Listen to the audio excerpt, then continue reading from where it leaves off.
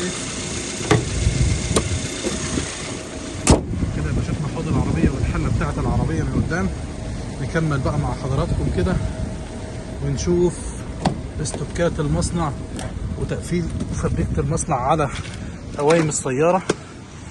حضرتك ده استوك المصنع او فبريكة المصنع، هي دي في الكيسري بالشكل ده. اكيد لاحظتوها معانا في كل العربيات الكيسري اللي بنفحصها.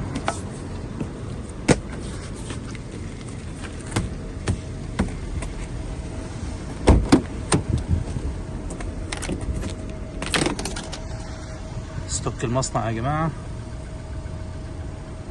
قايم تقفيل المصنع بالكامل ما شاء الله.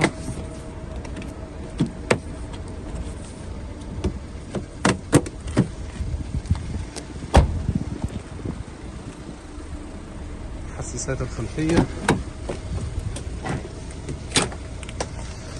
عربية استوكات المصنع بسم الله ما شاء الله.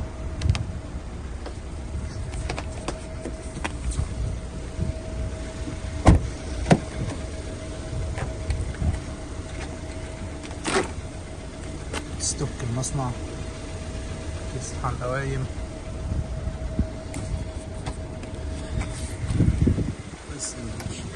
كيسري موديل 2013، عربية فابريكا بالكامل، كسر زيرو، لون اسود، كاملة فول اوبشن، فتحة، بصمة، شاشة، حساس امامي، ليد امامي، ليد خلفي، طقم الجنط، السبور. عربية ان شاء الله متاحة، جاهزة للتعاقد وجاهزة للشحن. مع بعض كده كمان سريعا في قلم البوهية نتفرج على بوهية العربية وفابريكة العربية.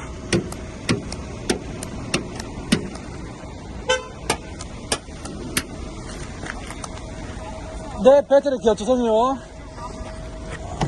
زارة بقى يا جماعة نفتح الطريق للناس.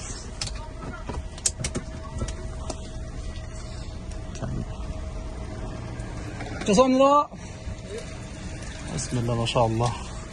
سوق كازاخستان يا جماعة، ربنا وعدنا وعدكم.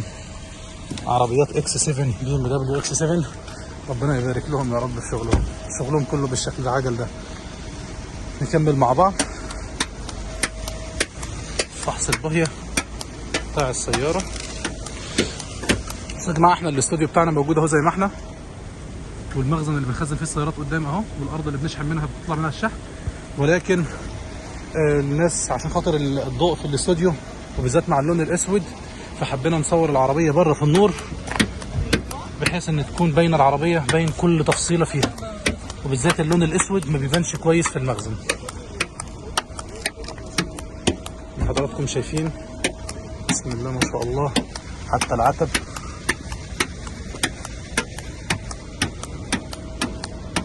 بسم الله ما شاء الله.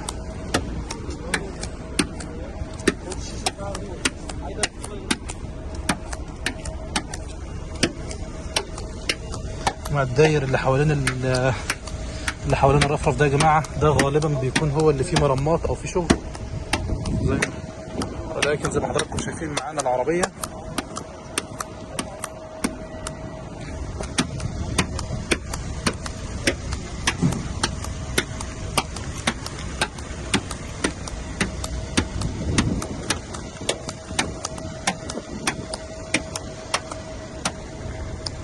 ما شاء الله تبارك الرحمن. عربية كيسري موديل 2013 كاملة فول اوبشن، حالة محترمة جدا فابريكا. ربنا يا رب يبارك لصاحب النصيب ويديله خيرها ويكفيه شرها. كل عام وحضراتكم بخير، والسلام عليكم ورحمة الله.